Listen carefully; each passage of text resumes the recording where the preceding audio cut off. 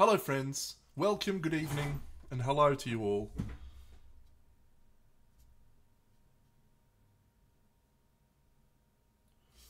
We're painting this big chap. We started him today. Yesterday. Thank you, Mossy. And it's all going well.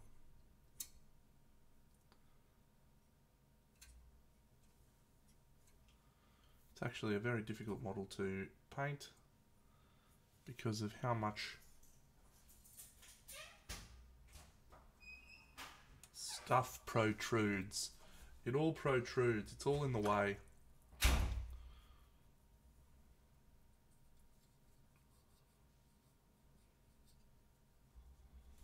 Everything is in each other's way. But we're making progress. So, that's all we can ask for.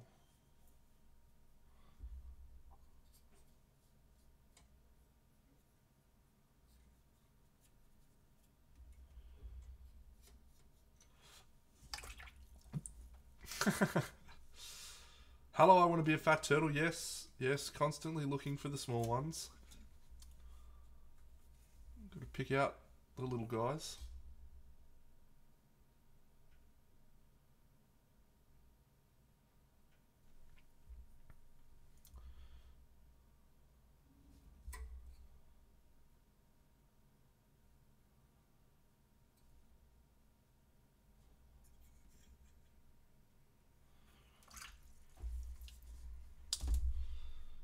She took my eye, I don't know how it happened. She said, don't you dare back, keep your eyes on me. She said, you're holding back. I said, shut up and dance with me. G'day Sebastian, it's a bit late for you, buddy. Or early, depending on your perspective, I suppose.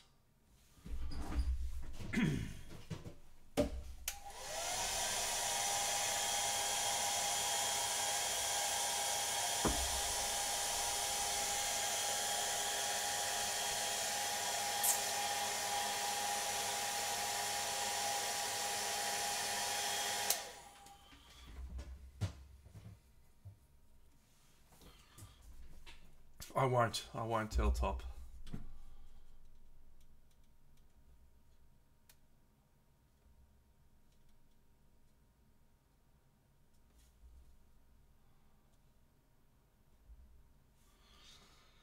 This is a challenging model to paint due to the size, and one of the things that I try to do when I paint a model of this scale or size is just to really focus on those key areas and make them visually appealing. And so for me, I feel like this is the primary viewing angle, like so. And so we're focusing mostly on this as the most important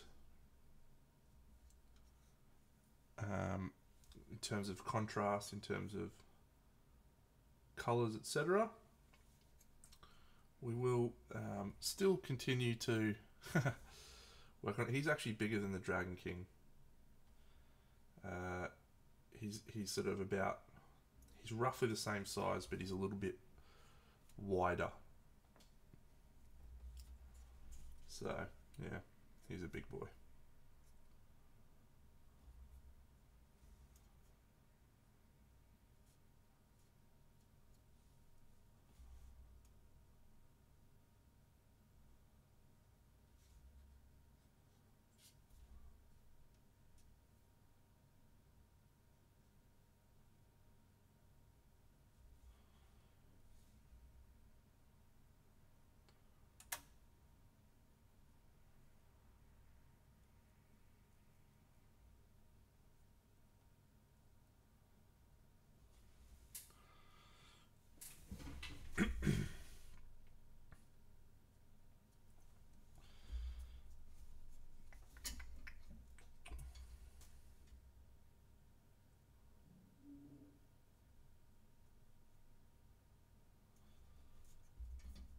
Yes, we're gonna keep painting this guy tonight. We're gonna maybe nip over to our little Viking who's got a little bit left to go before QMHE, which is this weekend. Very exciting, QMHE. Regular viewers of the stream would know that it comes around once a year this time of year. And I like to just throw a mixture of, oh you idiot, a mixture of things that I've been painting and working on. And then have a couple of really special ones that I like to take. And this year the special one is of course Neon Nights, which is nice. It's ready to go.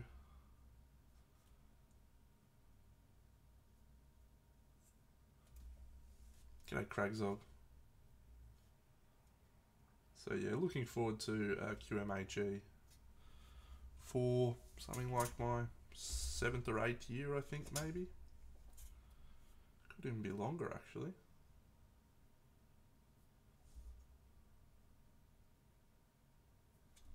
It's definitely been a long time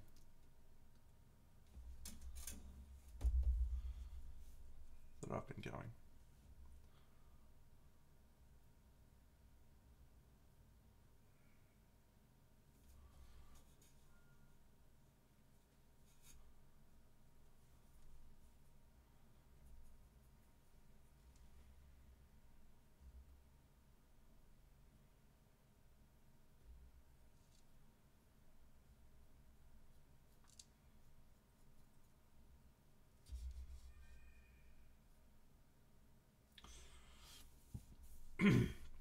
I don't know what everyone else thinks, but I think this is just an absolute jet figure. Like, couldn't really call it a miniature, but it is such an interesting figure. I think we're going to do stripes on this.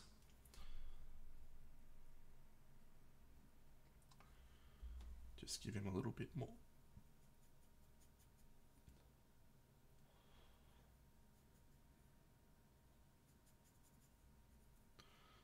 See ya, Minimancer. Sleep well. You are the great man.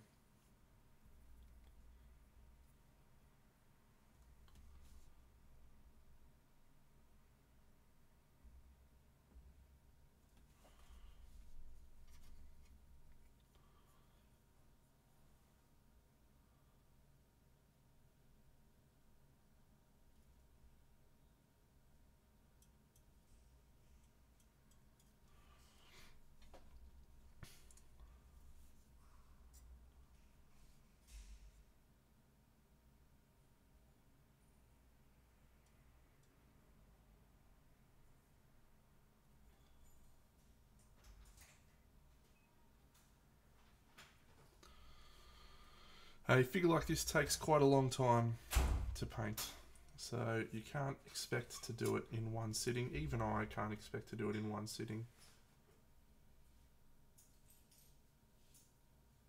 And so I don't.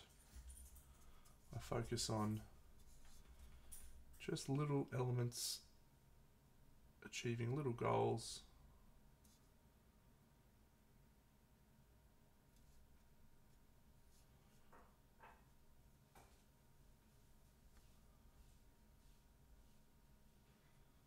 Every time I sit down. That is true, that is true. If I was to sit down for 12 hours, I'm sure I could make pretty good headway.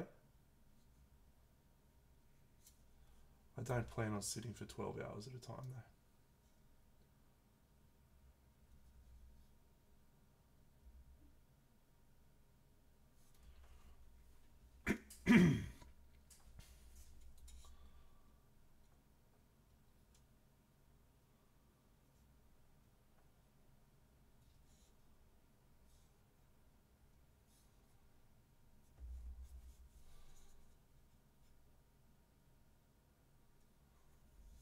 We'll do some wonderful airbrushing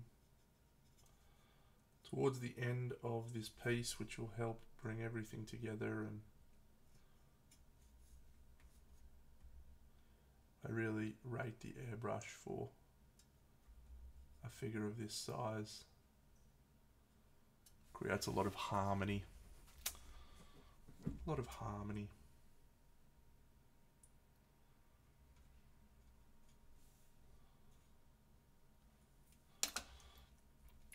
honestly, the biggest issue that I'm having right now with this piece is these feathers. Yeah, he's a big chicken, Bucks. You joining us tonight, mate? Should I go and set up the rig for the Buck show?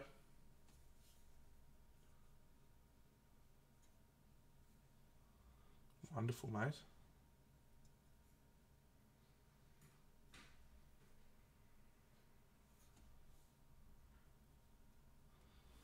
You're a good man.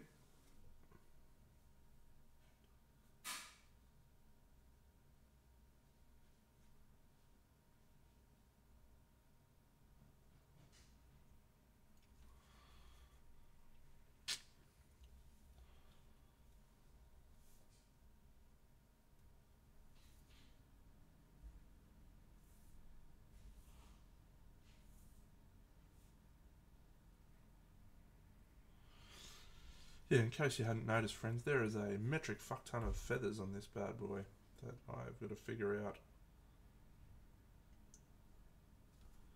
how to do. I started here with some concepts of colours and what have you, and I think I like the colours, but we may just need to take it a little bit further than what I have.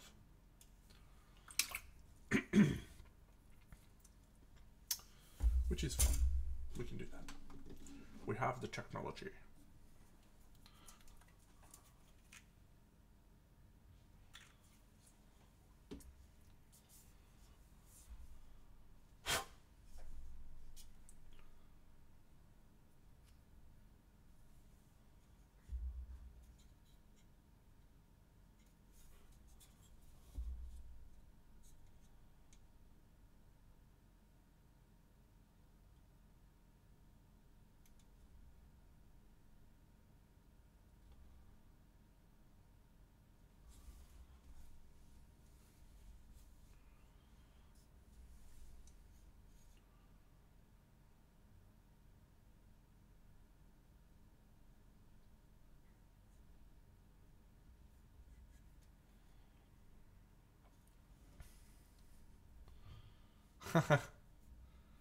Yeah. I am of the same opinion, my friend. I can sometimes do that. Doesn't mean I want to do that, you know?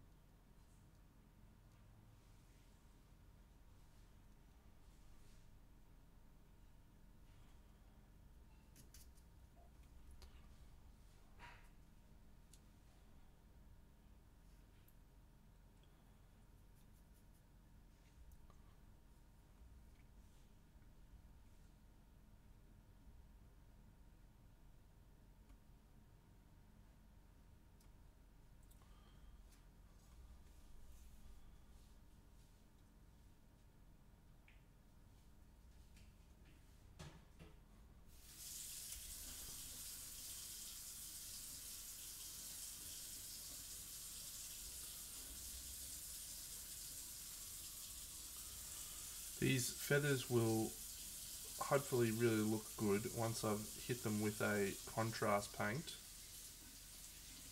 So I'm creating lots of different colour palettes within the feathers, and then I'll hit them with a contrast paint at the end.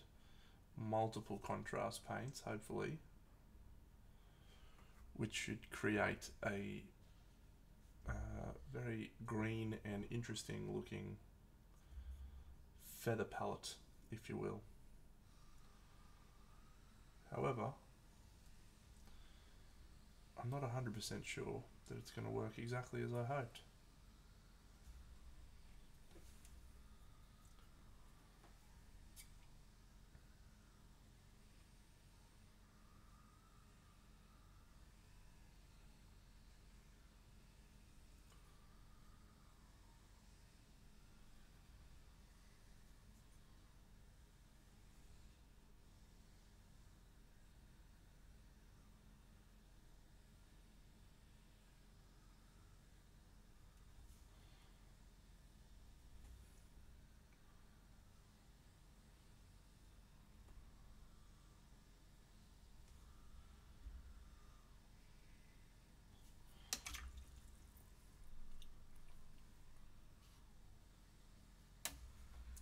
We shall see.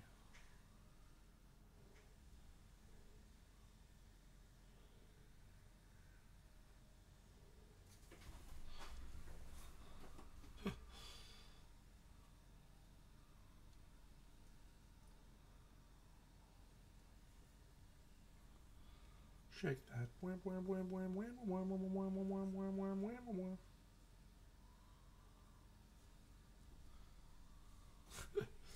This is a big, big model.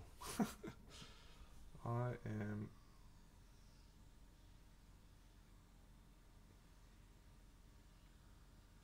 not sure I'm prepared for this level of commitment right now.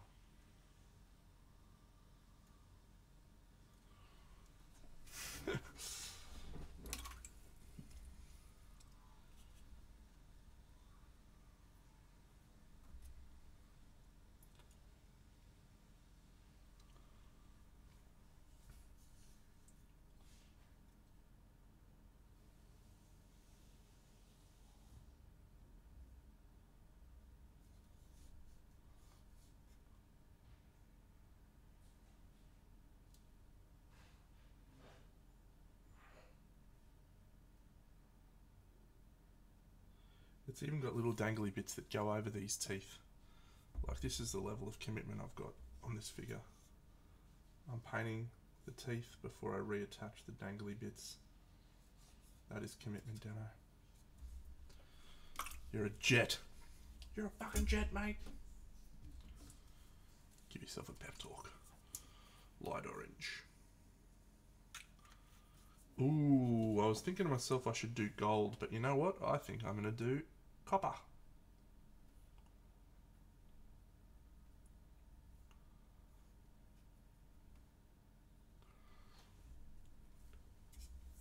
I am going to do copper for sure.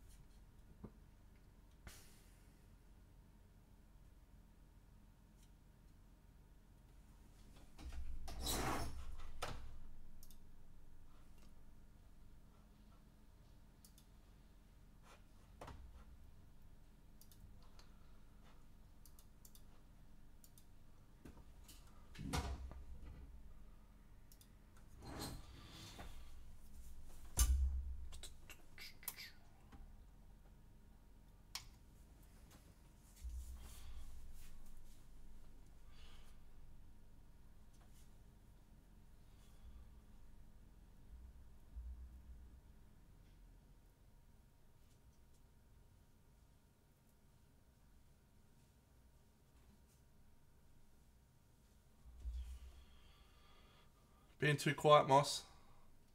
Who's too quiet? You. Shh. Why are you gotta be quiet? It's a monster. What's it gonna do? Poop on you. This guy doesn't actually poop, but one of the monsters does, you know. Frog dog. Frog dog does poop on you, exactly.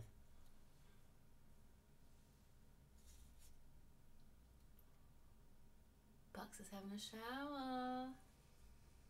Does that excite you? Excites you.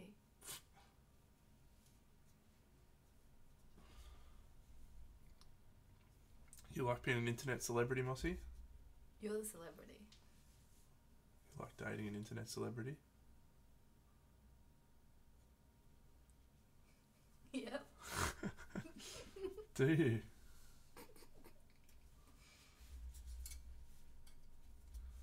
What's your favourite perk bin so far?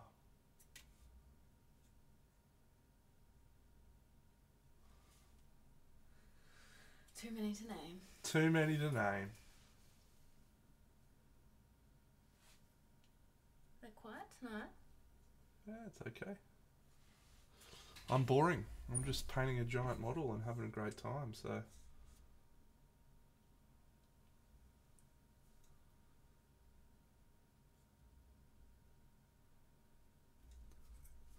I do have to give her a better script, mate, you're right.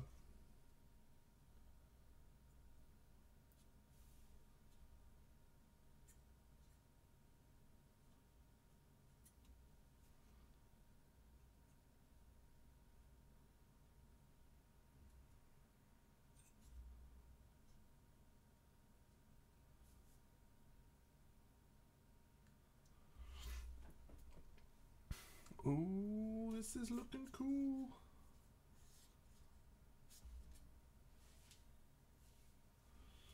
Ray gun.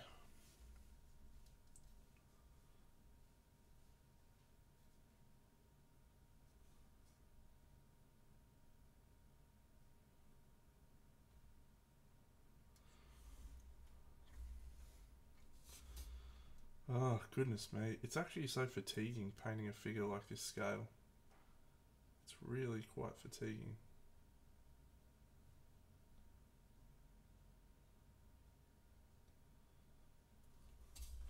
Hello, Simon. I can't imagine someone who doesn't paint as quick as I do painting a figure like this and doing a great job on it. Like, you just must get absolute jack of it. Nope, I'm done. I scoop.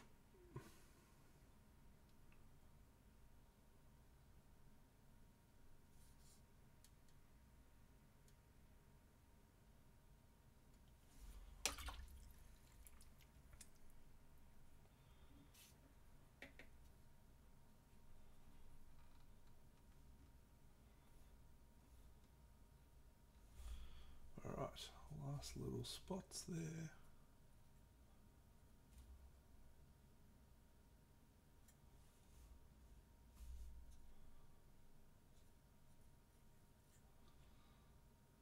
That'll make this almost glisten like silk.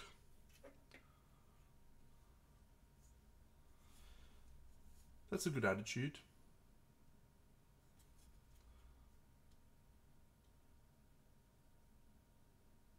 I've also been actively working on something recently, which is not feeling like I've got to finish a project before I move on to another one.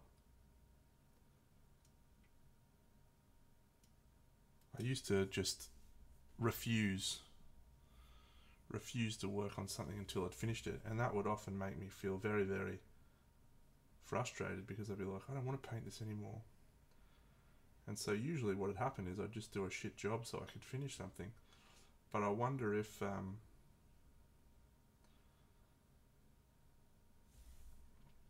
the other side of that coin, am I going to be able to finish the project if I don't have the inspiration?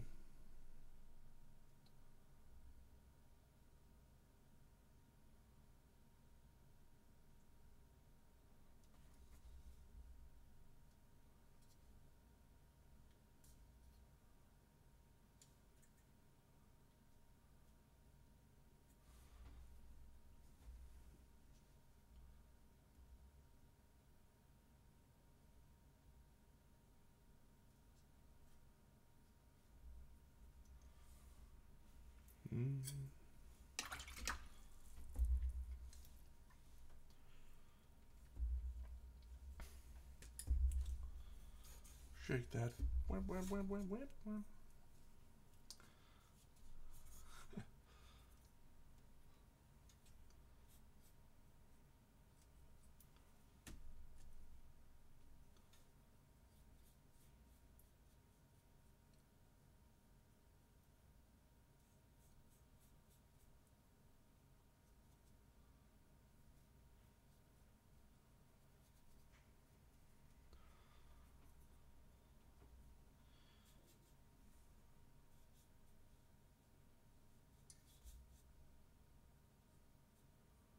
It's a good stream last week. I think Bucks and I got some great feedback.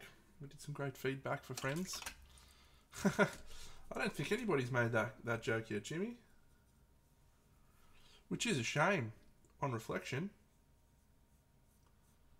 Mossy, come over here and tell me this is a really huge cock. You know it is. Biggest I've ever seen. This is the biggest you've ever seen.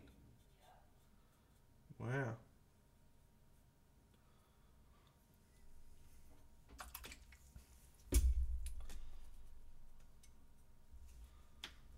Look at in this little spot. Look at this little spot here. Somehow I've got to get my brush in here and paint these bloody things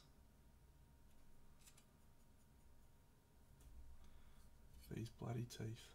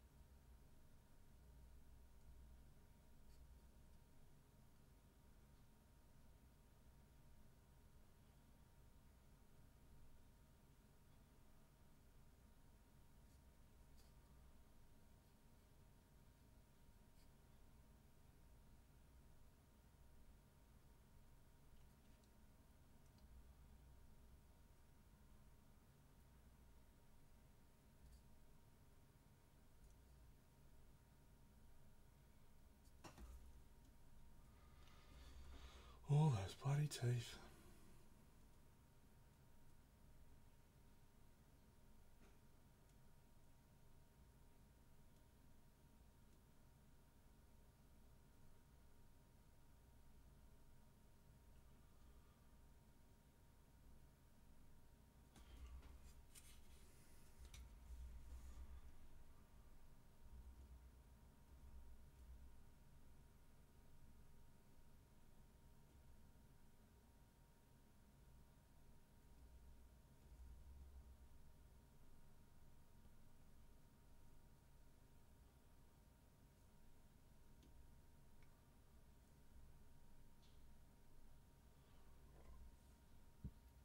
I'm not sure if that's supposed to be gold or not, but we're rolling with it.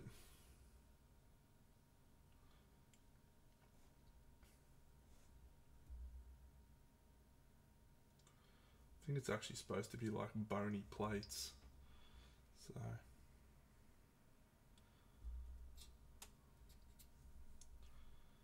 this, however, is copper.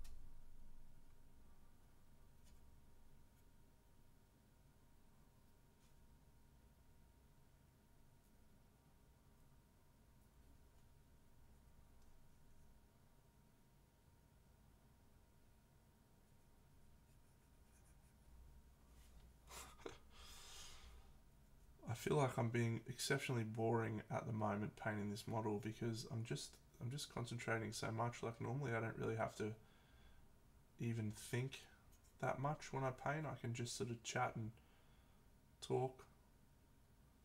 But I feel like because of the size of this, I'm having to be extra aware of where my brush is going and making sure I'm not hitting things that I don't want it to hit, which is problem numero uno. And then I'm also still trying to figure out like what the hell am I doing with this model, as in what colors am I putting where, and you know, is everything working the way that I was hoping it would. So it's all a bit of a challenge.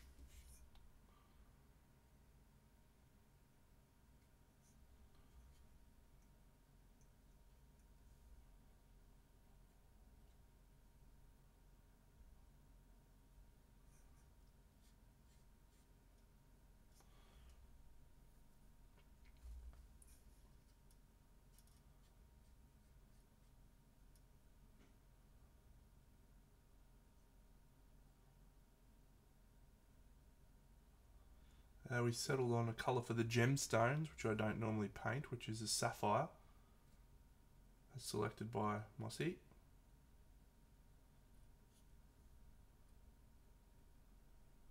Go on, Moss.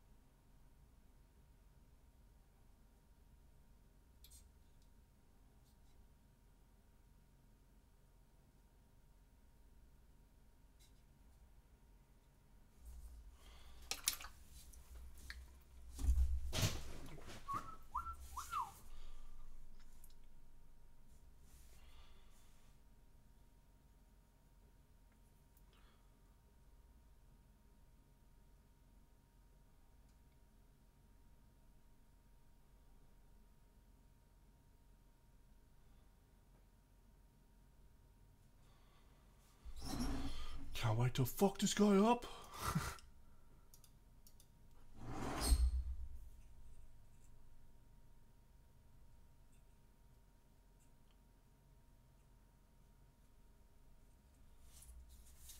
I'll tell you the main reason why I bought this guy. As the naked bundle pack. As in the model without the rules. It's because when the game arrives that has this expansion, I'm absolutely going to be frothing to play. And painting a model of this scale before I can actually play feels pretty demoralizing. So I was like, if I buy it now and just get it out of the way, then when the game arrives, I'll just be able to jump straight into playing. How cool is that? So I assembled it a few weeks ago. I think I assembled it on stream, actually. And then I looked at it and said, fuck me, that's a big model. I'm not going to be able to paint that for a little while, but we did. Commenced it. We're feeling good.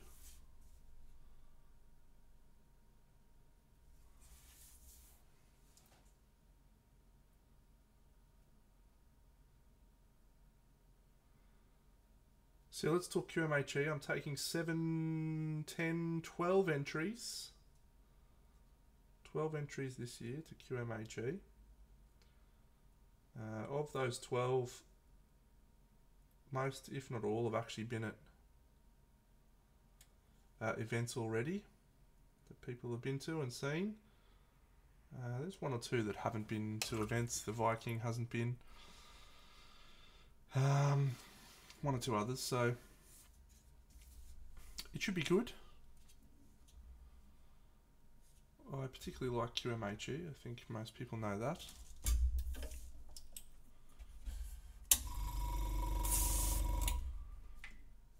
I'll run through the list of things that I'm taking.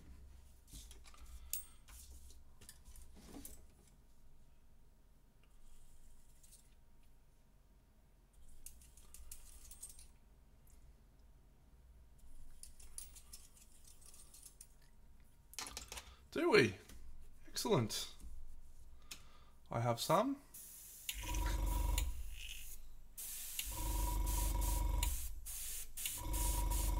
Oh, the club meeting was yesterday, wasn't it?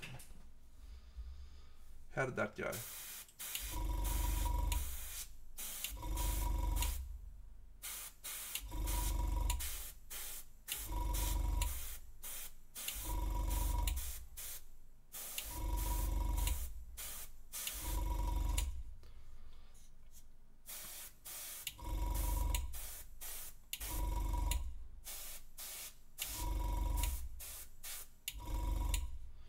Yeah. Was the venue change the cause, do you think?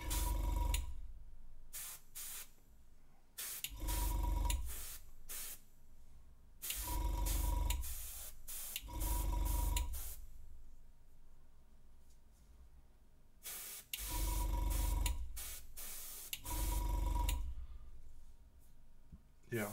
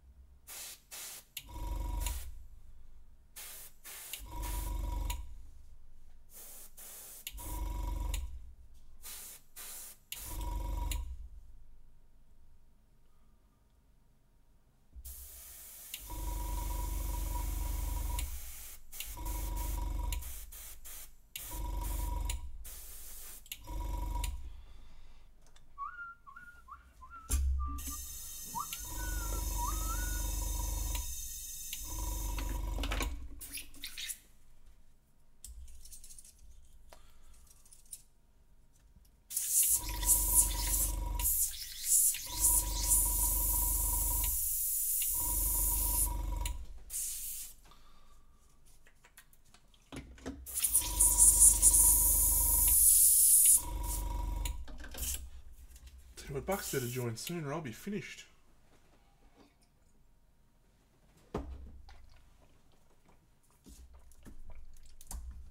This guy takes it out of me. Hello, Noad Kaju. Do we have this kind of bug in my backyard? Yes, this one is an Australian native. We regularly see this guy. Pretty common.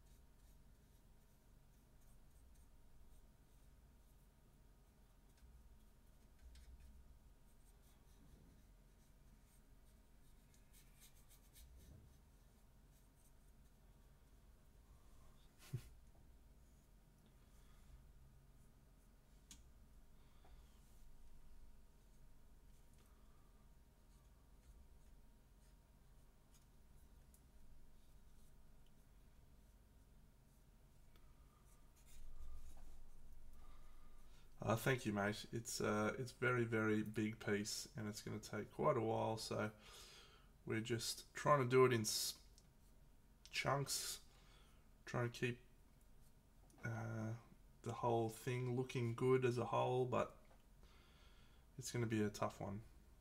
It's going to be a tough one.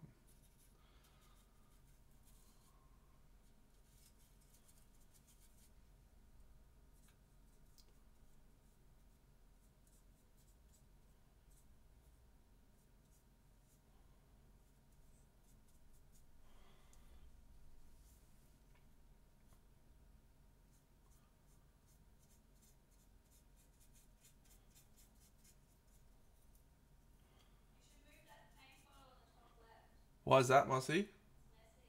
Is it messy? I'm going to add some more paint bottles now. So it's more messy.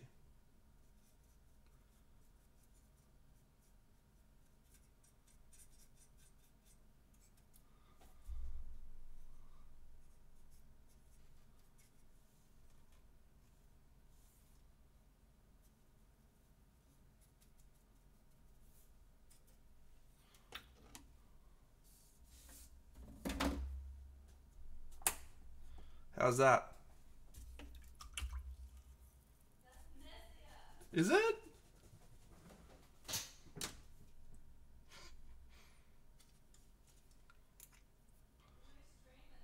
I'll lose streamers because I've got a messy desk.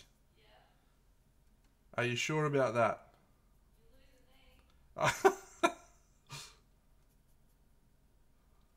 Alright, well, see you later then.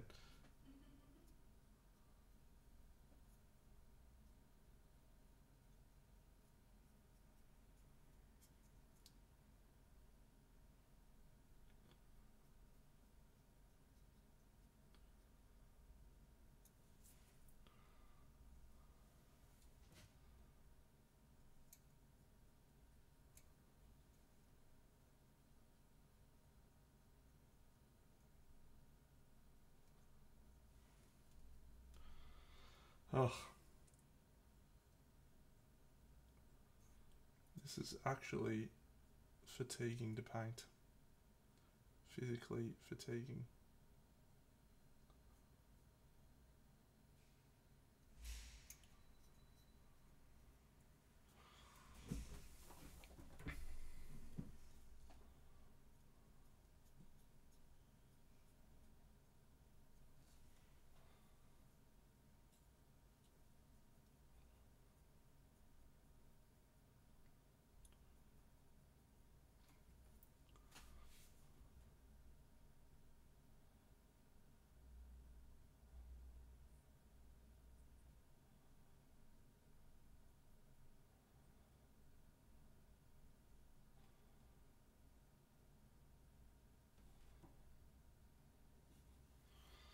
Wonder how to do these fluffy bits here.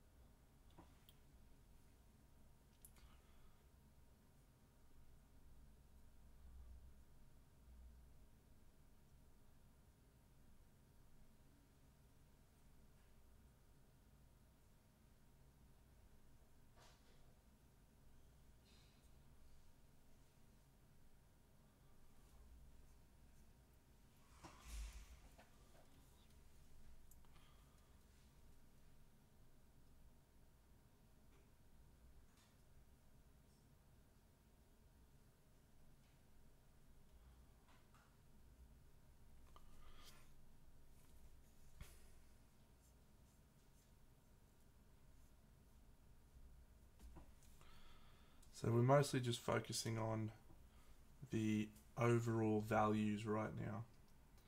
I'm not too concerned about individual detail elements just yet. We're trying to keep a very much a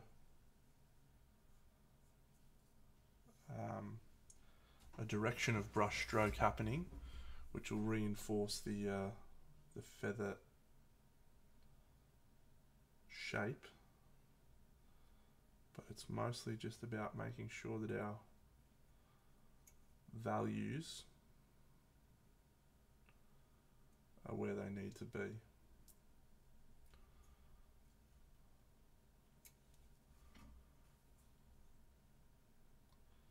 Because remembering that airbrushing will save a myriad of faults for us right now. I hope. Should. Right, how you going? Oh, g'day, mate. Let me fix the audio so people don't have anything to complain about. It's been pretty good since you put the headphones on. I know it's shit for you though. Oh, yes, it is.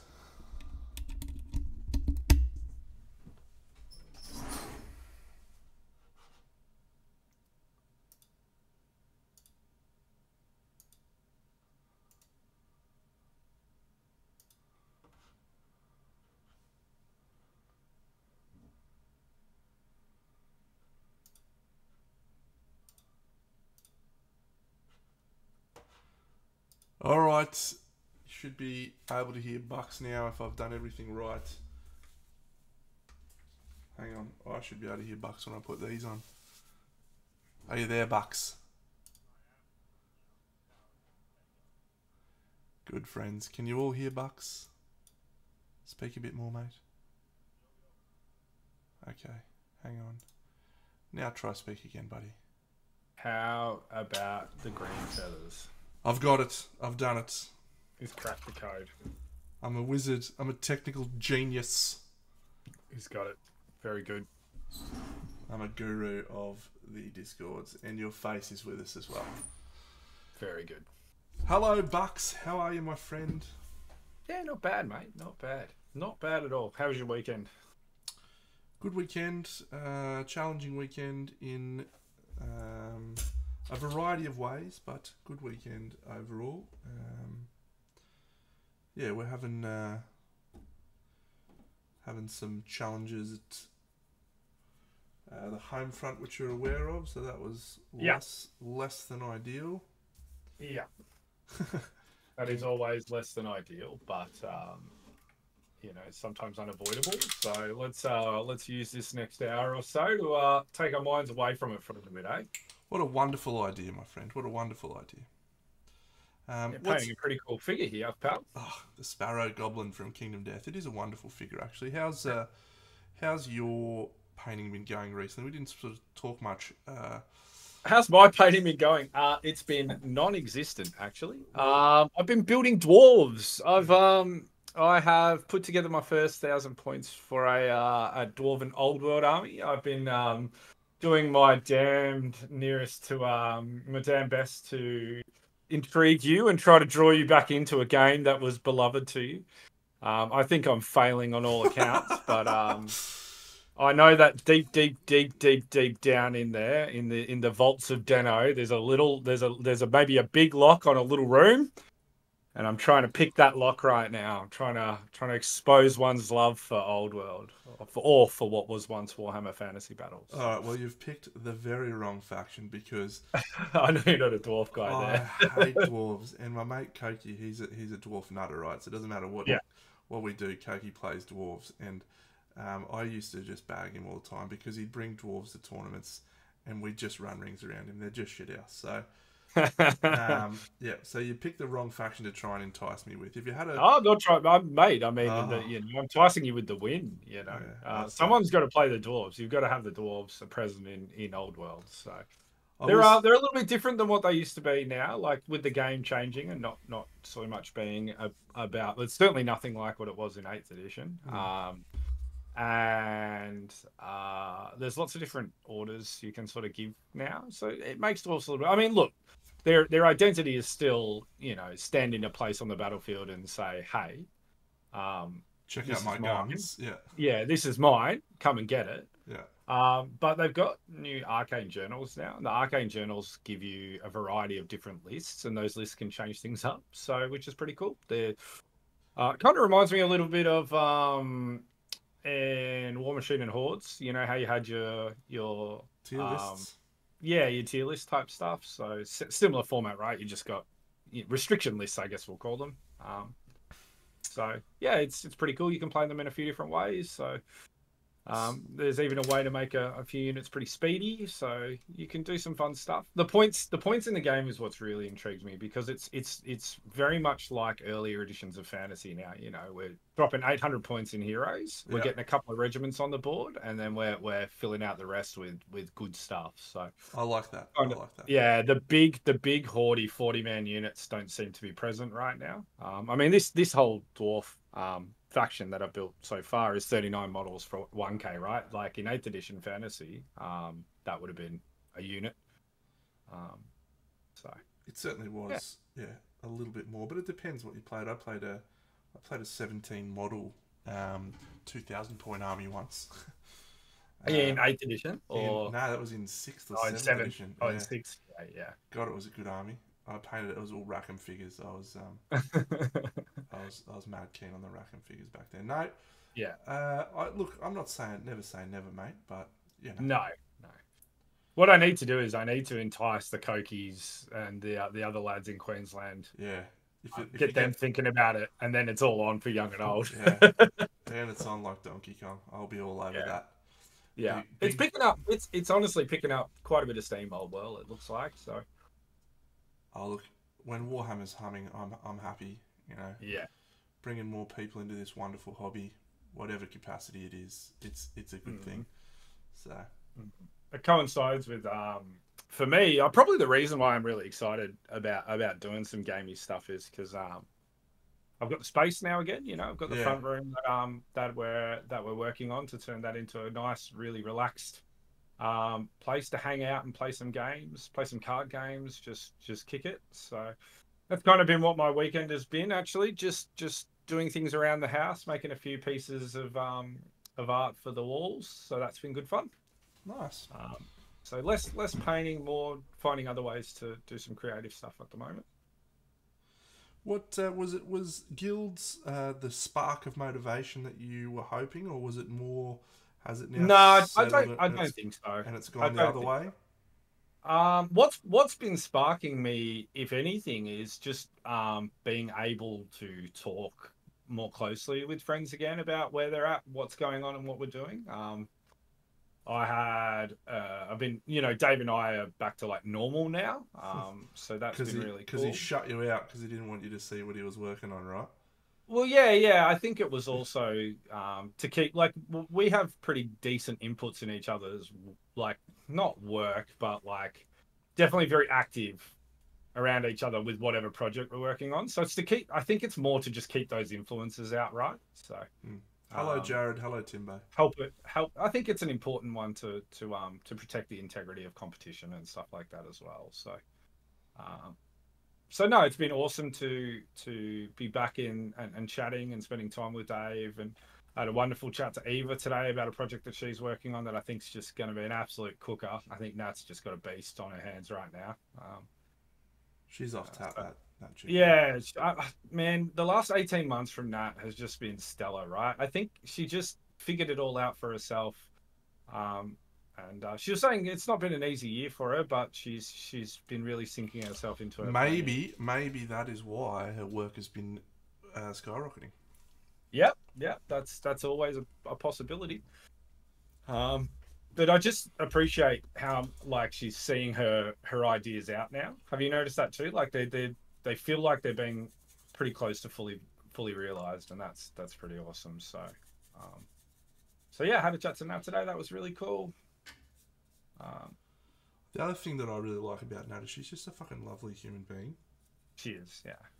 Like, I don't think there's anyone who's ever said a bad word about her. She's just lovely. No, and I think we're blessed in that way. There's lots of people like that in our scene. Yeah, Um, absolutely. It was awesome to have her along in as a like an integrity check on in the judging as well. for some reason, you didn't go for me. uh, well, you were entering, right? I mean, she was too, Yeah. but Okay. Yeah. Keep putting your foot it's a in your mouth. double. No, no, no. It's a double. It's a double because she'll be judging at Crimson Brush, so Oh yeah. Okay. Good you get recovery. Good get recovery. get experience in there. So really looking forward to judging alongside her as well. So um, I am looking forward to watching you judge beside her. It should be a very interesting thing. panel. Yeah, panel. You, DC, and Nat. Some very different approaches there. Mm-hmm. I'm looking forward to it. My goal for this year, and I say this now. I think I've said it to you before. My goal is to stay very hands off this year from the judging at Crimson. Unfortunately, there's been times when, I mean, I've felt like it's been important for me to step in to keep things moving, and so forth. And maybe I will stick my hat in the ring for Standard to help support the new judging panel that we have at Standard. I think that's a good idea for guidance and sort of just you actually, it's interesting, even though you've got three judges at times, um you know, having an alternate perspective, because like I think what kind of happens is you have every judge has their own individual perspective, but then you start to sort of harmonize together and get a group perspective as well. Yep. So you know, maybe having someone to kind of challenge that perspective is a good thing, right? Like to say, hey, where are you at? What do you think about it? At least if even if it's just in the operational side of things, like, hey, we've got to, you know, we're time bound, we're structured, we need to, Yeah. you know, do it Yeah. this way or that way. So that's definitely where I've seen the advantage of having you be present in and overseeing judging. You know, I've probably been punished a few times by you lending your 2 cents in as well. a few of my miniatures that you didn't like that you just felt absolutely needed to be turfed, but that's all in the spirit of it and a bit of fun as well. So, Deservedly so, mate. Deservedly deservedly so. so. Look, you punished me for a Spear and knockoff, which happens to be the guy who's doing all the Dreamscape stuff, I think, right? He's the guy who's, I'm pretty sure he might be the guy or one of the guys who sculpted the Dungeon Keeper from the Dave painted. So. No wonder he didn't ask me to paint one, eh? Yeah, exactly right. He was like, no. But no, it's all good. I mean, judging is judging, right? It's an ongoing process. We're always trying to endeavor to get better, and certainly always trying to expand our judging pool and give people opportunities. So, Standard is an excellent place for that to start. And it's probably fun for judges to actually go both ways. You know, it's probably, you know, in my opinion, it's just as fun to judge Standard as it is to judge Masters. You kind of got a different scope for Standard, right? So Yeah. Had we actually announced that we were doing a different panel for I don't think we've Standard? officially announced it yet, but we definitely are. Well, yeah, absolutely we are. And we've got 3 pretty great people on board for that. So maybe we'll save that for the announcement of the rules pack, which is still a little way off. But yeah, I think so. But yeah, it's going to be Let's good. just say that they are well known in the community. Indeed. This is a cool guy, hey? This is a cool guy. Yeah. Speaking of KDM, PhD, and let me have a look. Who else reached out? Davina. Yep. That's Millennia. Yeah. Yep. Yeah, Millennia. Yeah, she reached out this week to officially extend an invitation to come and join you for judging the KDM. Yeah, Lanterns Reign.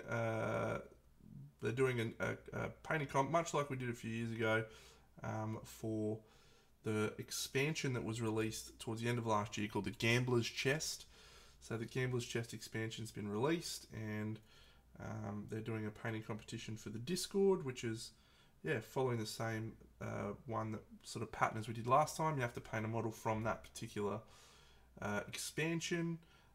They've set a few different rules now, so that they're only allowing the smaller scale, which is a good thing because I think we were comparing painter's scale next to large scale, which is a difficult ask for those painters doing the smaller scale.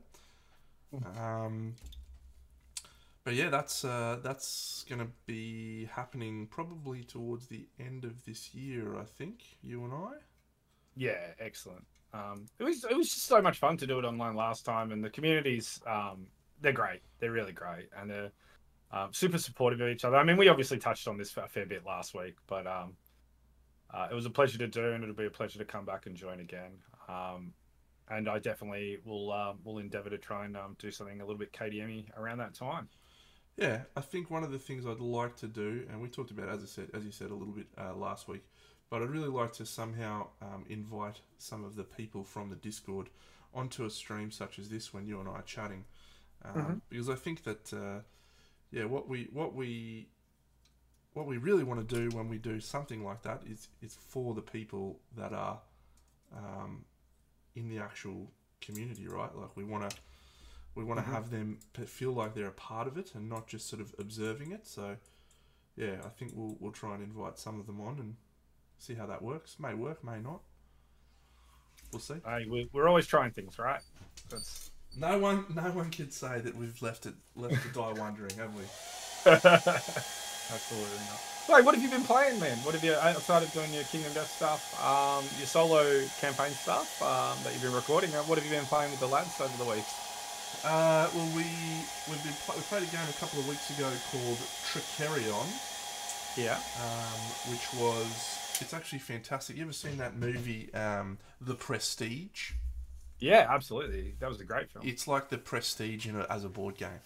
you That'd be pretty cool. You play as like illusionists that have to go and purchase materials to perform tricks in a theatre, and you have to practice your tricks, and then you have to buy the materials for your tricks, and then you go out and you perform the tricks to the audience, and depending on how well you combine your tricks with other people's tricks and all this other stuff, you get points and you need to do cool shit. So crazy game, really, really cool. We played that.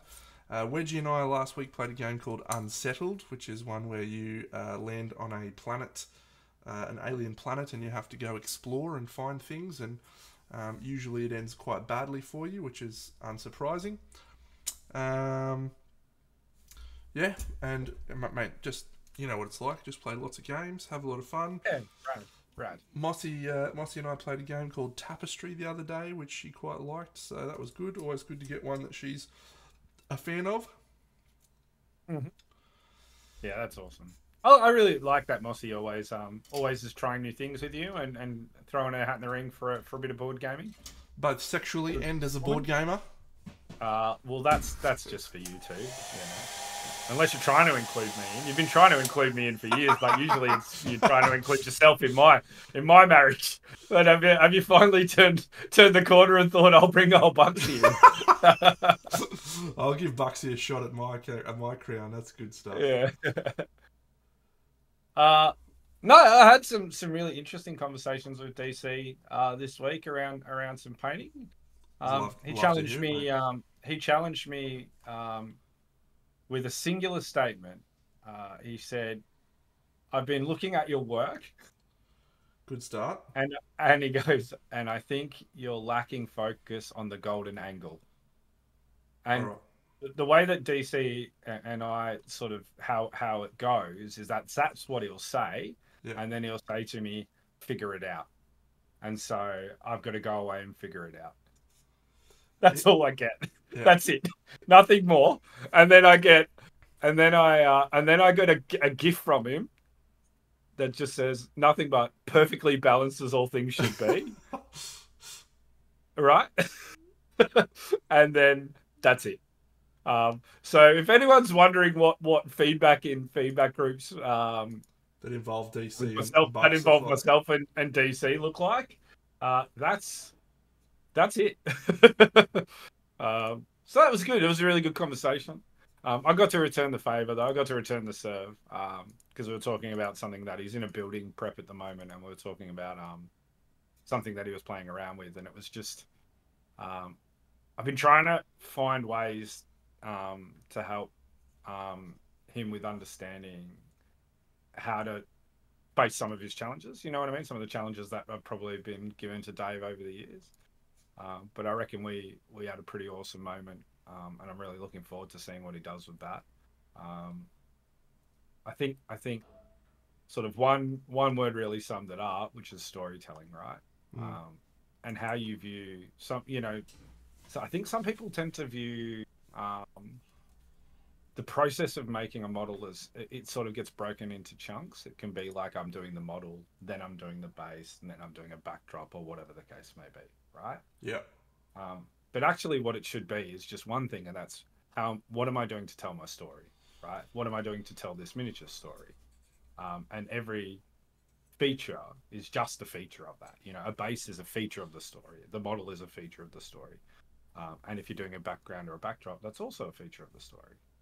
So obviously they share different percentages of how important they are. Of course, the miniature probably weighs up at sort of 50%, and then maybe the base is 25%, and then maybe the backdrop is 25%. But I mean, even then, that's all probably just too marginalized. You know what I mean? It can be whatever you want it to be. It's almost like do well, use whichever feature to its absolute most, right? So um, we had a great session at the Big Deno School of Dioramas at Guilds Inn, where we talked about, and it was something I was really pleased with at the time. And the more I think about it, the more I think that's genius, Deno. You should really talk about that more.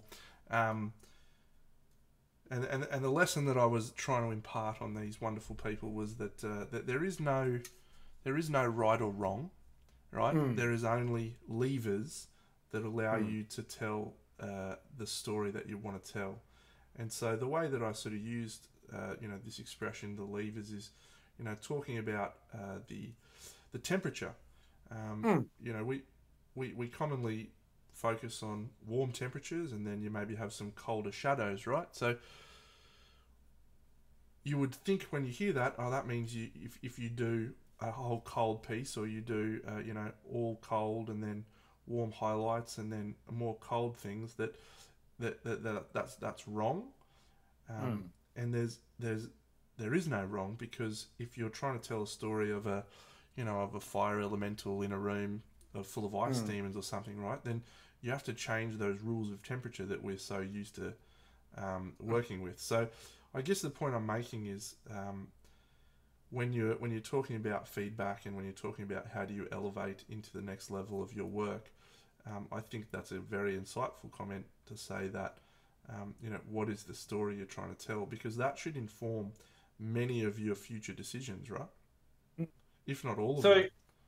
So I think another thing is that sometimes when we see that people may have a way of doing it that really works for them, we then go, oh, well, I need to do that more, right?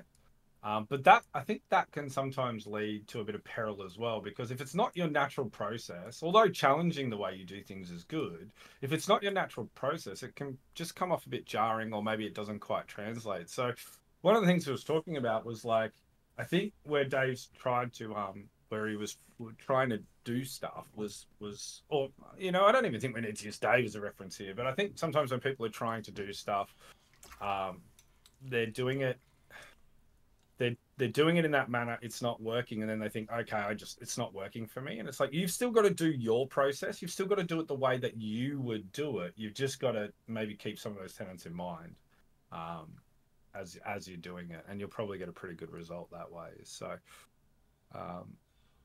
I'm just super keen to see where it goes, because I mean, again, like, if you're and I guess the example I'm sort of talking about here, to give more clarity, is that some people are really structured in the way that they go about the planning and processing of their project, and others are not. So if you're, like, not a really structured person, doing a project really structured might help a little bit, but if it's not your process, trying to like flip everything to make that your process could end up just being more detrimental than not. So it's probably more about just taking the overall idea and then applying your way of doing it to that. Does that make sense? I think so. I think that makes sense. It does. I'm a good example of that, and we can again specifically refer to Dave. I'm sure many people. Yeah, I'll make another comment. So, how do you teach someone who is at the top, right? But we'll come back to that. Yeah. But Dave, I always used to push him to have more texture and more what I used to call life, because I felt like his pieces got a little sterile. And I think Dave tried to do that, and he just went, no, I can't do that. It feels uncomfortable and doesn't work for me. But then he found a way to fit that in to his own style.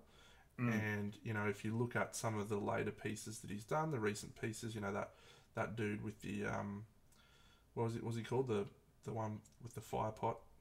Oh, the Dungeon Keeper. Dungeon Keeper, yeah. There's so much texture in so many of those elements, but it's done in a very subtle and Dave way. So I think that's kind of what you're trying to say is take that lesson of whatever it is, but then add your own. Yeah, he's taking one word out of a brief conversation. He's taking one word, and that one word is storytelling, right? And then it's how he's going to approach that, and that's sort of like similar to him exchanging one word one word back, which is golden angle, right? So and there's always a desire to want to push and be like, can you just tell me what you mean? Can you explain it to me? But there is a lot of merit in figuring these things out for yourself. And you probably at times can get a better understanding. I mean, if you're obviously super stuck, you're going to get some help. But yeah, it's just been nice to just sort of circling back. It's just been nice to be in those loops again. You know what I mean? And talking about it. Similar, it's been really nice to see Benny doing some small scale stuff, doing some miniatures, doing some dwarves as well. So that's been really cool. I think I've seen Storm's been dabbling in Warhammer at the moment, so that's kind of cool too. So it just seems there's a bit of a flavour for miniatures in the air. I was having a chat to Seamus today, and he was telling me that he's all aboard the dwarf hype train. Seamus, just like the Minnesota Timberwolves, mate, you'd jump on any bandwagon, won't you? I will say this. So Dave, as an example, and again, we've probably used Dave a little bit, so I'll stop picking on him, but let's just say random world-class painter. Where's the next step come from, right? How do you get feedback from someone? How do you improve? If we go back to very much of sort of a practice methodology, right? Once you've reached a certain point as a martial artist, the only way to progress is to take on students. And I think when you look at Dave working with you, or when you look at anyone who's reached that certain level, their next step is to try and help others, because in a way that creates more pathways in your brain for the way that you think about things, which is where your next step of evolution is.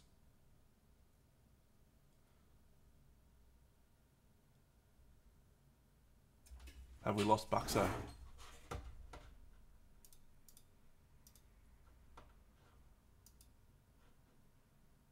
You still there, Bucks? All right, I'm back now. Can you hear me? I can hear you, mate. Yeah, I'm back now. Sorry, I think my computer just overheated a little bit. So, lucky it wasn't your brain. I heard everything that you said there. So, I just don't think you could hear me for a second. I couldn't. So. No. Yeah. So, yeah, I agree. And I mean, like, I think this is the challenge as well, is when you're sort of talking with someone who's a bit further along in their journey and in their skill set than you are, like, they're going to see through shit. So you just got to, you know what I mean? You've got to kind of have a good idea about what you're talking about, and also probably just talk about things you know and not things you don't know. So, yeah, because me sitting there and saying, "Hey, Dave, I think technically it's probably a meme, right?" Yeah.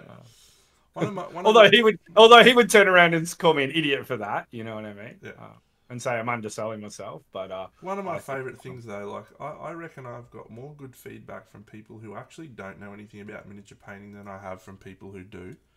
Yeah, you love the blind eye It's just, feedback, don't you? well, I think it's just we get so wrapped up in our knowledge and in our like I know fucking highlights and contrast and fucking blah blah blah that we forget that we're trying to make something look like something real, you know, Mm. and an instinctive response from someone who isn't looking at shadows and highlights and going, wow, great fucking color contrast, who just goes, what's that? Mm-mm. Or, oh, cool, look at that piece of shiny metal. And, like, Mhm. you just immediately know I've landed it or I haven't landed it. So, I think we don't necessarily need to be looking for someone better than us to get feedback from. I think we just need to be open and accepting that we can get that value from literally anyone if we're willing to hear it. Absolutely, absolutely. Speaking of, it's going to be awesome. I think Alexi's coming down to Melbourne this week, this weekend. So he's going to come down to my place for a bit. We're going to hang Oh, out, awesome. catch up. I think Dave will come over as well, and we'll just chill for a few hours. So looking forward to seeing him. I haven't probably been able to sit down and have a good catch up with Alexi since he Became good. uh no since probably since a time before the display painting. So, yeah, it'll be looking forward to it. Um, he's done some pretty amazing stuff with his painting in the last 6 months, really. So since Crimson Brush, but I mean, yeah, should be good fun. It's a great dude too. So, and started looking at what plans look like to get up to Brisbane in November as well. So, Awesome. Well, you'll have a place to stay if you would like to stay here with me. If you don't want to that bring would up be Jubs, awesome. but Mm. Well, Jobs said she might even not come for this one, and it might just be Dave and I that come up. yeah, well, I think we can squeeze you both in. Yeah, so that should be pretty good fun. Um, you're judging it, right? Are you solo judging it, or have you got a team? There's a team. Yeah. So I haven't spoken to the guys for a little while. At the last conversation, I was judging. I don't know. I think they had one other person that they were canvassing, but Hmm. yeah. Again, I said, I try to stay out of this type of thing. Try to let other people take the reins. Yeah. So I'll just rock up and say, hey guys, I'm here to do my judging. Tell me where to go. I'll have a little bit more insight than that. But Nice. yeah, it's going to be good. Looking forward to that one actually. The venue's a classic. Fitzy's Pub out at Loganholme. Yeah. Classic. Classic place. Oh, old school War Machine, Warhammer days back there. We had Oh, really? oh, Nice. so many great memories at that place. Zach is working on it now. Yeah, rad. He's a great dude, Zach. We've Good. shared many a beer and a yarn with Zach over the years. So I guess I'm probably not going to be going for too much longer, mate. Yeah, I've got that's okay. this is a physically draining piece to be holding on to. Oh yeah, the big ones. Like I've never really painted big. Like probably the biggest things I've painted is either 75 millimeters or like dreadnought scale. I've never done Here's a dragons. 75. Here's a 75 mil model for scale. Yeah. That's him with his feet on the ground next to this dragon. Here's a Yeah. here's a 28 mil model, a 32 mil, which is a Do you know what? holy Them mage. two together kind of look. Awesome. Yeah.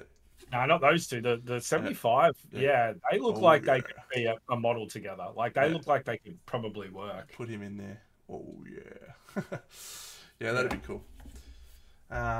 Yeah, fuck me. It's just Does he have a saddle? No, he doesn't. You can make no, one. no. Yeah, you can make a saddle. You can make a saddle, but no, we won't be making a saddle. We're No, obviously not. But like for future conversions and stuff like that, I mean, that body is a really good body. Like the pose is awesome. I'd probably change the head, well. if I was going to use it for something like Don't that. don't forget the head is actually this, mate.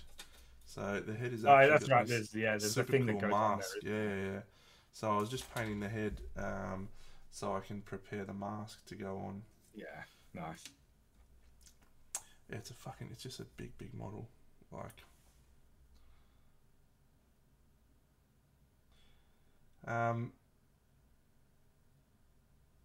I've been painting a lot Can I more. tell you? Oh, Yeah. sorry, you go. No, you go, I bud. was just gonna say, I'm just sort of scrolling my Instagram while chatting, and I'm like, can I tell you, it's always a lovely day when you scroll past an account and it's just John Blanche playing tabletop games. You just like that's what you love to see. I do love John Blanche. I do love. Yeah. Um, there was a period in my childhood of just John Blanche and Jervis Johnson. Hmm. Writing articles about the way that they want to play their Toysology games, and it just used to, Hmm. oh, just used to Do it work for you. for me, mate. Oh, It's all that stuff, isn't it? It's all built in there somewhere into the war gamer and board gamer that you are today. I love it, man. I really love it. Like Necromunda was the game that got me into this hobby because Yeah. the first White Dwarf that I ever bought, 199, Hmm. had a battle report between Ratskins and Escher, and I reckon I read that battle report 500 times. I You just, knew it.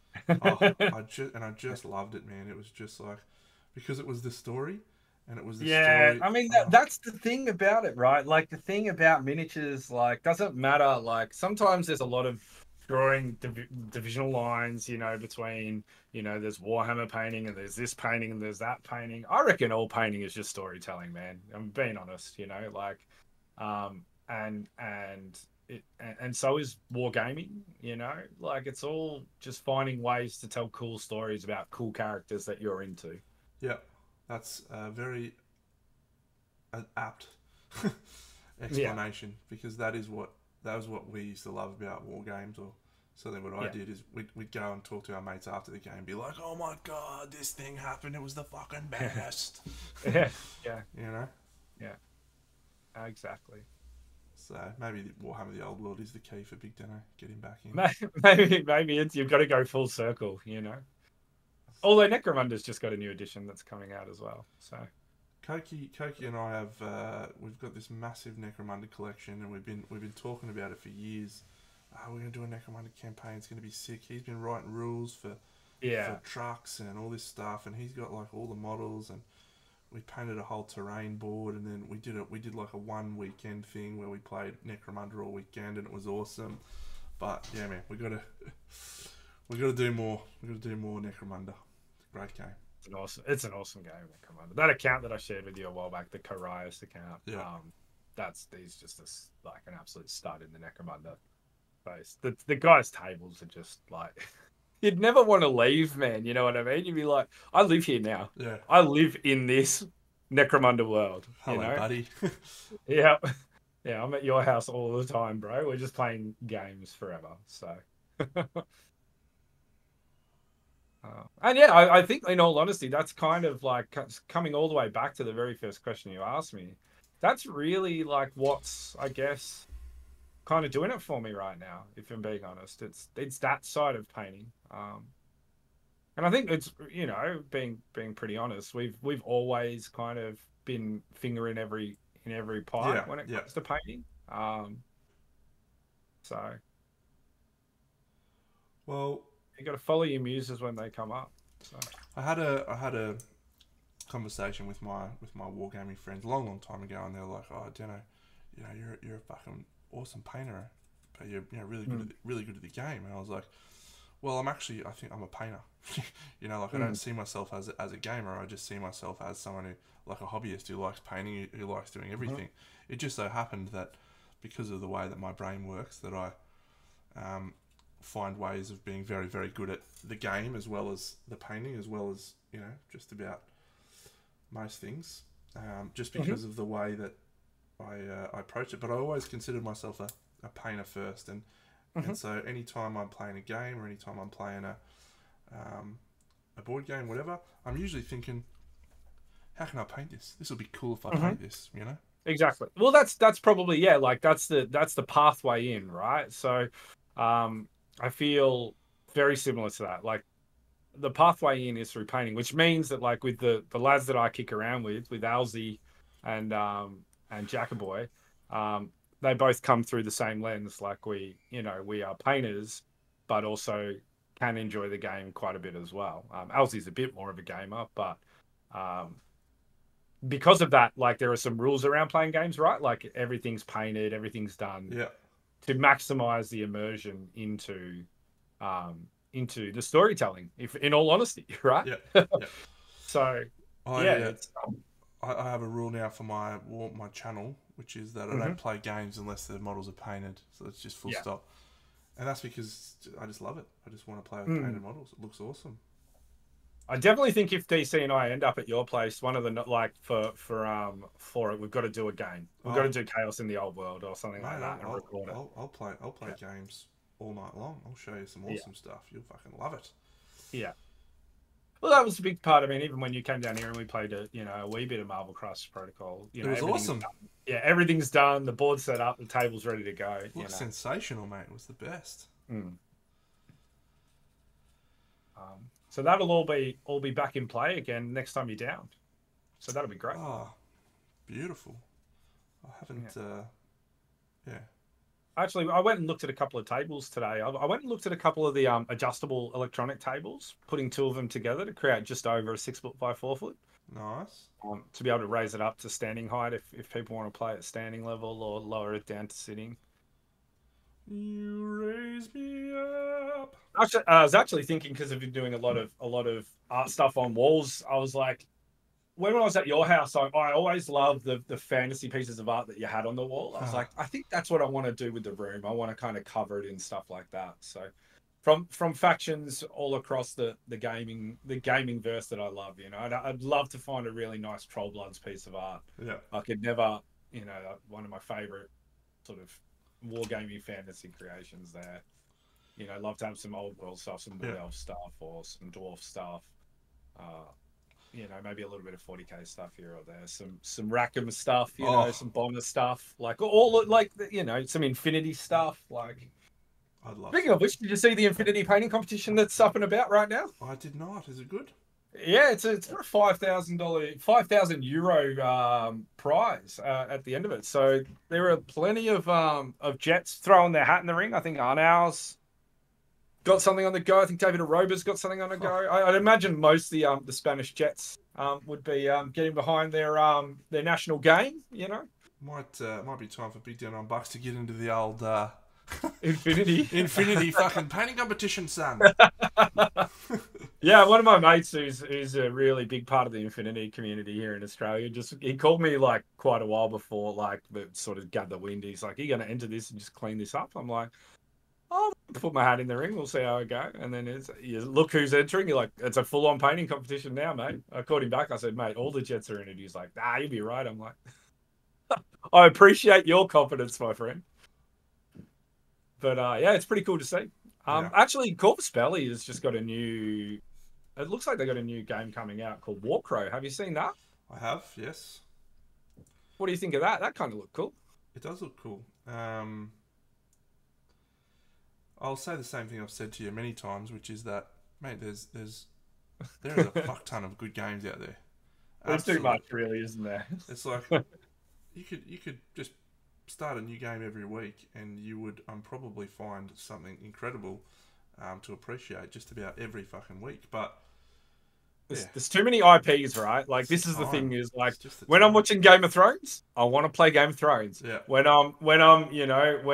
like right now, for example, obviously Games Workshop just did all the Lord of the Rings stuff, right? Yeah. All the like Rise of what is it? Rise of Dol Guldur or whichever it is. Yeah. No, but it's Fall of Arnor type stuff, right? Like, all I need to do is watch Lord of the Rings and I'm back. Jimbo's painting some. Jimbo's painting now. it. Nice, what a legend. Nice. That's awesome. Yeah, has it been released yet, or is it all just in? It's all pre-release stuff right now, isn't it? It's all sponsorship stuff.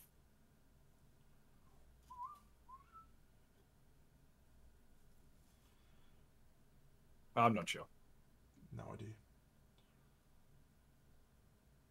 Yeah, there's a cool model like a witch doctor. Sorry, the plague doctor type character I see going around. That looks pretty cool. So. Yeah, I guess I would love to have the time to fully immerse myself in all of these things, all of these cool games. But I mean, I have difficulty enough keeping my girlfriend happy with spending the amount of time with her that I do. If I told her, "Hey, Mossy, I'm actually just going to be shelving our relationship for a month while I paint some fucking toy soldiers. I think she'd be a little unhappy with me. Maybe. Look, she's willing to try things, my friend. She is. I've some models before. She Is she around tonight? She is. Do you want to Yeah. come and say hello, Moss? What? She's sleeping, apparently. Yeah, pre-ordered from CB. Yeah, cool. Stores get it at the end of the month. Nice, thanks, Jimbo.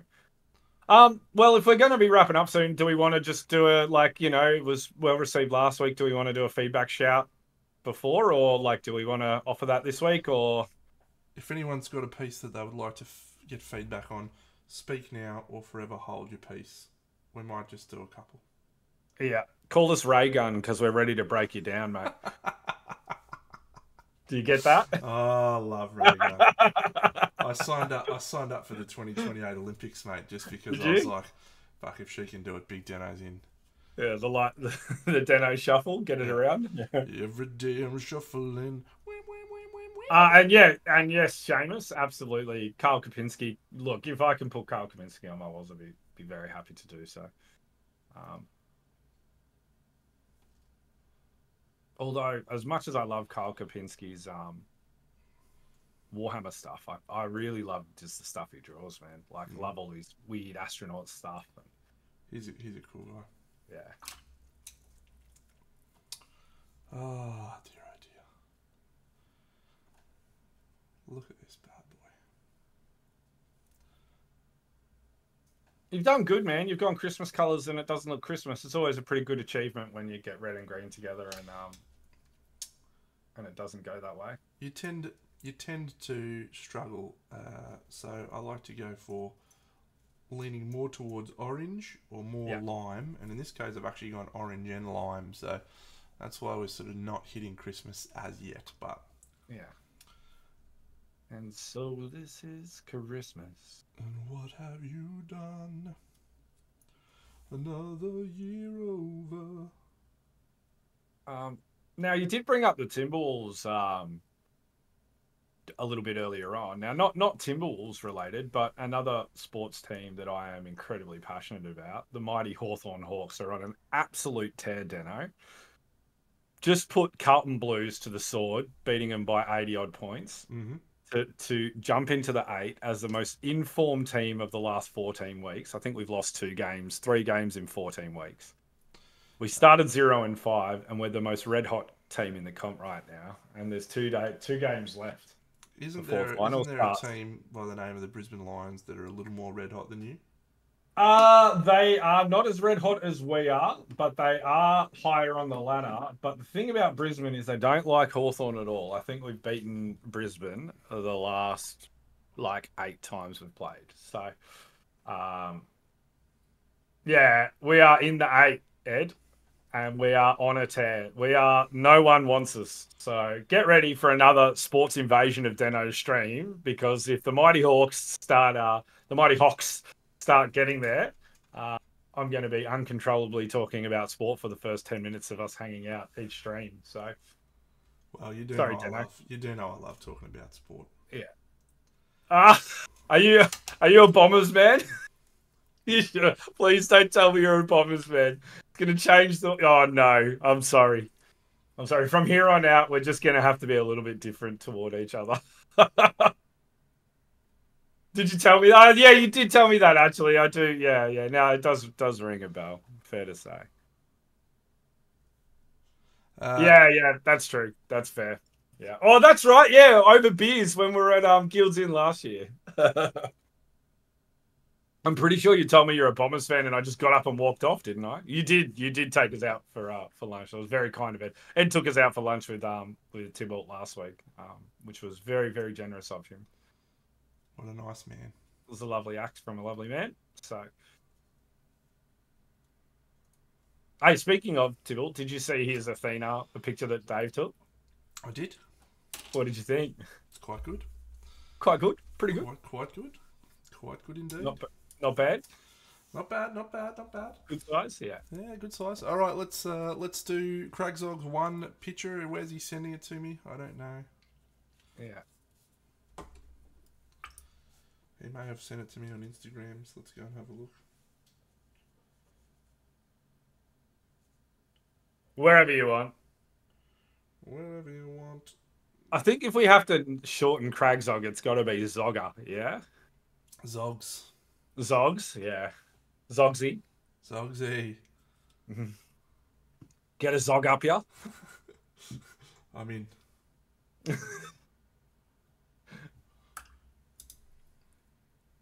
Instagram does butcher images. Just link a Discord link if you want. That's usually the best way. Instagram's not as bad as Facebook, though. Facebook's the worst for compressing your file. He sent it directly to you on Discord, Deno. Alright, well. That's problematic.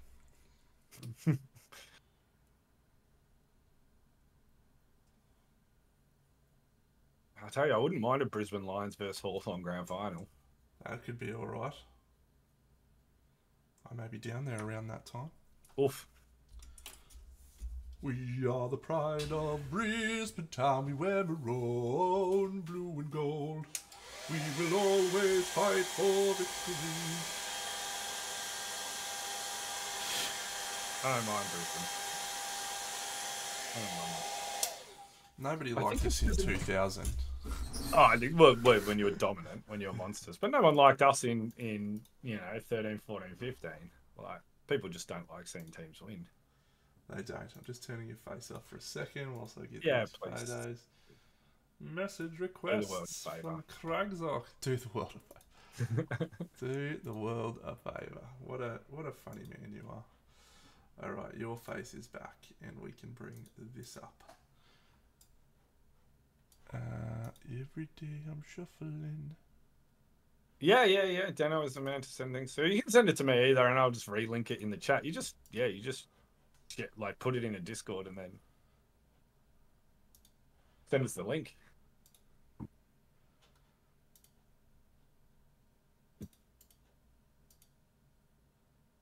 Yeah. There we go. What do you think of this, Bucks? What do you think of it? Well, when we're in this deep level of whippage, we usually don't go too ham on the feedback because we don't really want to interfere too much with the process. Indeed. So let's ask the best question we could possibly ask and break my stick. What do you think of it, Cragzog?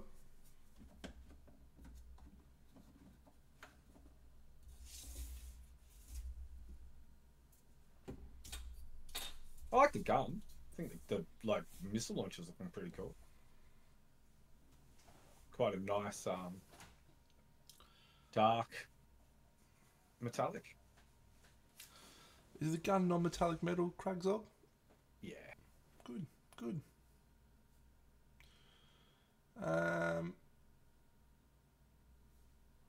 Yeah, what do you think of it, Cragzog?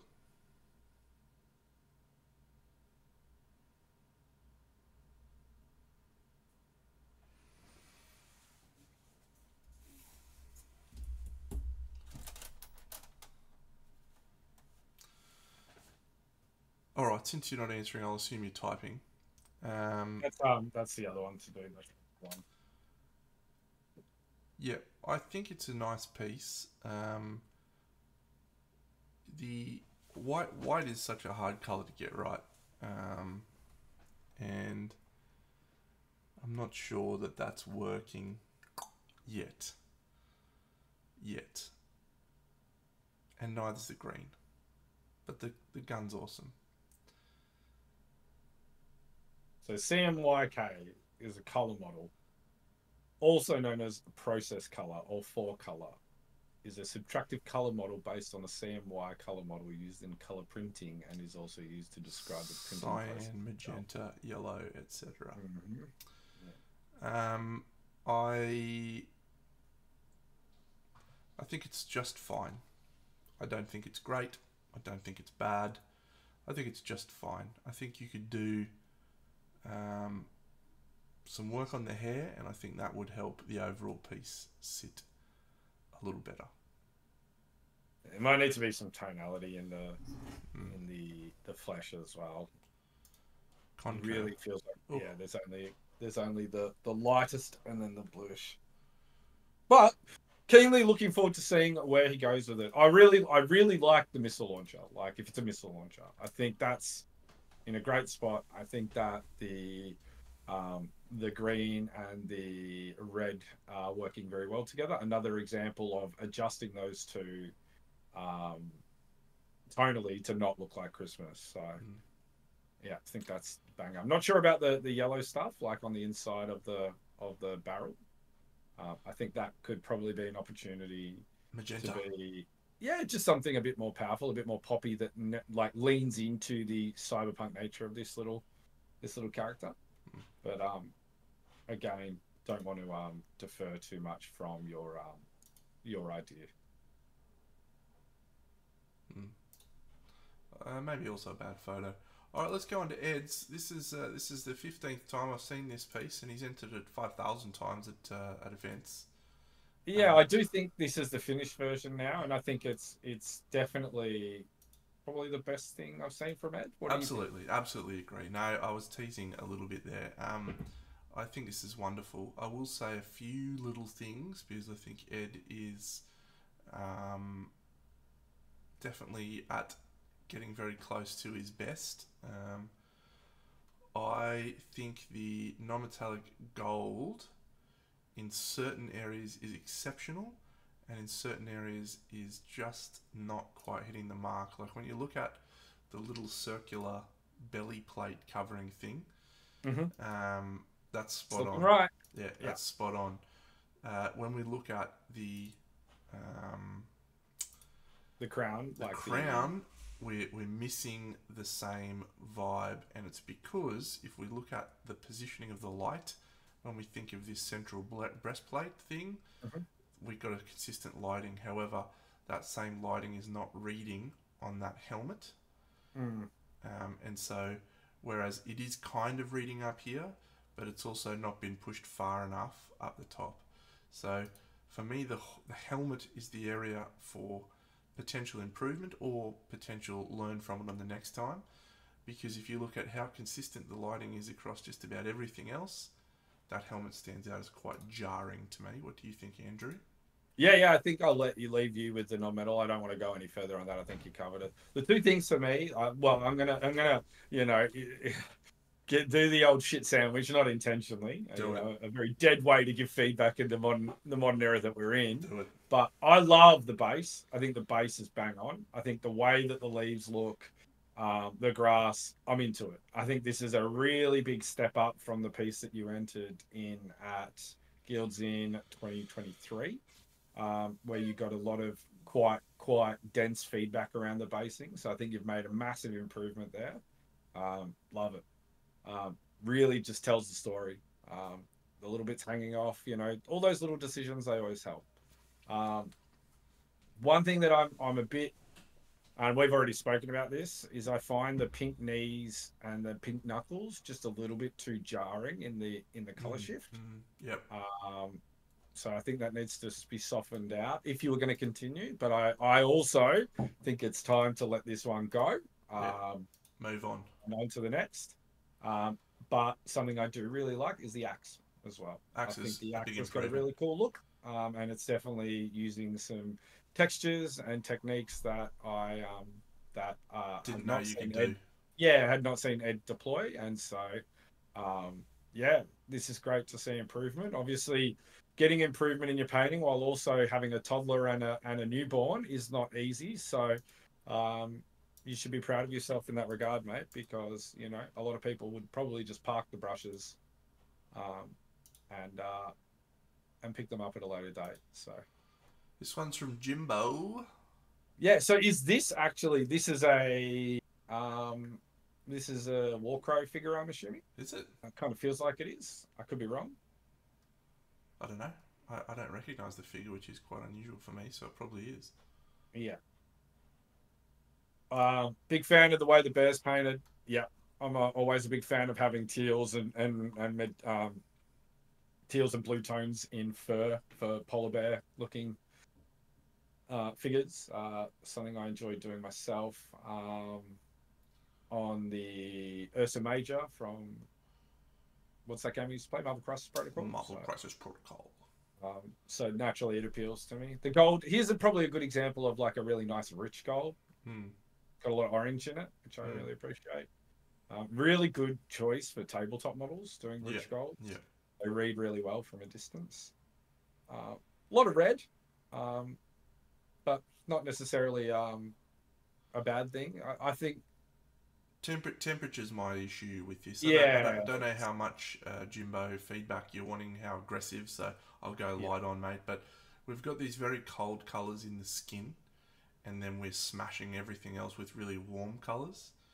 And it's creating a very distinct gap, like contrast between the two, but it also reads as, you know, not quite the same environment. So, you know, if you were to, you know, want to elevate this to be a display figure or whatever, and I'm sure it's just a gaming piece, but, you know, you might want to look at how you can make either the gold colder or the skin tones a little warmer. So I reckon I agree with what you're saying there, but I don't know that you have to touch the skin tone or the gold. You might be able to do it by adjusting the trim. Just the trim red. You might be able to adjust it by just changing that color. Maybe adding some purple highlights, some cold light purple highlights might make that even work by itself. I don't know. It's a cool piece. It's got the challenge though, like an, you know, sculpted fur nightmare. The fur on the legs and the arm, shoulder, awesome, and then this head's got these little rubbish bits. It's hard to get that to look consistent across both things, and that's not a fault of the painter. That's a fault of the sculpt. Yeah, they're interesting. Some of these sculpts look bang on, and some of them look a little bit herky jerky. So it's a cool piece, though, mate. Cool to see you drop some stuff in here. I like it. Oh, of the red, yeah. See, it's fascinating, isn't it? That when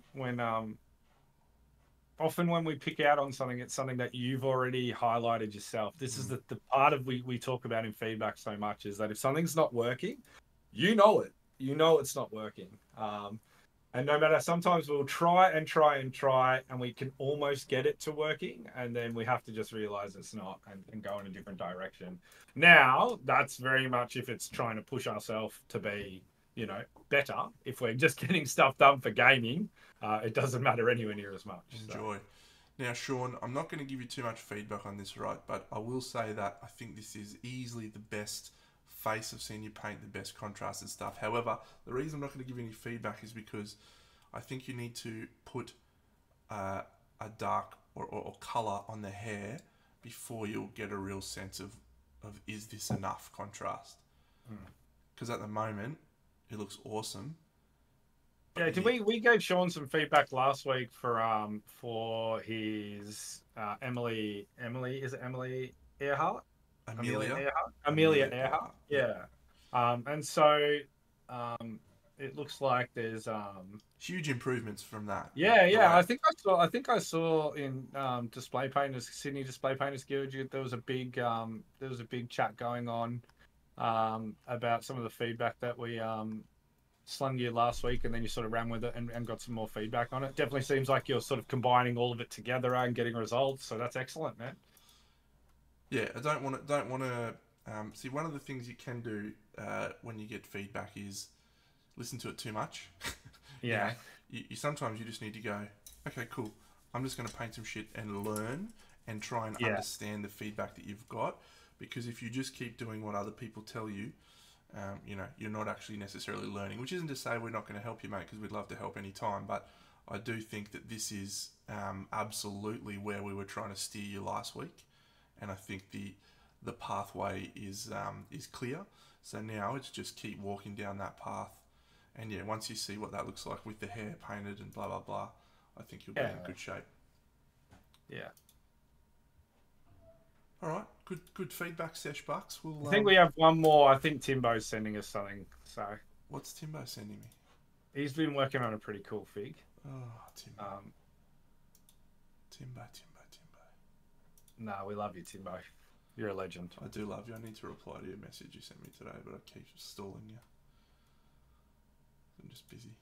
There we go. What do we think of this? I know. What do I you know, I'm enjoying it so far. I think the mood's good.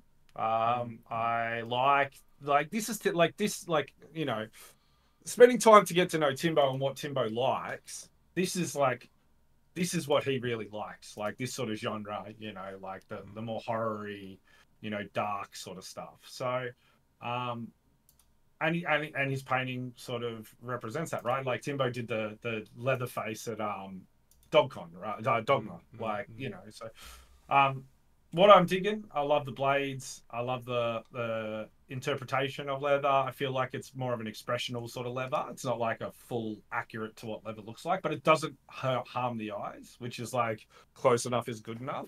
I quite like the little sigils on the belt. If you zoom those, they've got quite a bit of atmosphere in them. Yeah. Like they've got a bit of temperature and that's cool. And also there's a preciseness to painting those that I think I've not seen Timbo do ultra precise work, so seeing him do that is a real step up. I think the skin's probably got room for work and a little bit more storytelling going on in there. I'll say two things. One, I think the photo is not doing you a lot of pluses here, because I think we've got a lot of natural light and shadow, which is making it hard for us to read what's happening.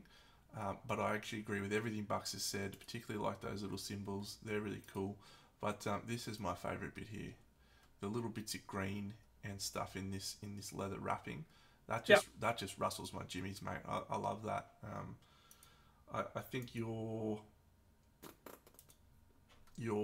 next steps, Timbo, is going to be very interesting. Yeah, you're could be onto something here, Timbo. Yeah, you could be on could be cooking this. You could be cooking. Let's no pressure. Yeah, no pressure. We don't want to steer too much, but I think get a better photo with maybe even a proper photo set up and see how it looks under that sort of lighting, because it looks very, very good. But there's a few areas I think could improve. So keep going and we'll see how it looks. I'm excited. We'll wrap it up, Buxo. Good sesh. You're a wonderful man. Go the Hawkers. I reckon I've got one more little thing for Timbo as a suggestion. I think you might be doing this already, but those blades are probably going to benefit from some strong orange, a red-orange rust in there. Tons of examples out there. I think you're probably already going to do it anyway, but it will really help add more visual interest. That'll be popping. It's always a pleasure, guys, to do a little bit of feedback, and we always appreciate you trusting us to do so. It's a pleasure to hang out, Deno. I hope the week gets a little bit better. I'm sure we'll talk during the week. It will. Here's my Viking for QMHE. I don't know if bring him out. Come on, let's have a close-up. I don't know if everyone's seen Look at that. Man knows his way around warm, frisette skin. Yeah, we just got to do this little bit of fur, and then I'll do a little tattoo on him, and then we're done. So, all right, good chat. We'll chat again next week, friends. I might do a little live stream from QMHE like I've done a couple of years ago. So, we'll see. Have a good one, Buxo. We'll talk soon. I will, mate. And talk soon.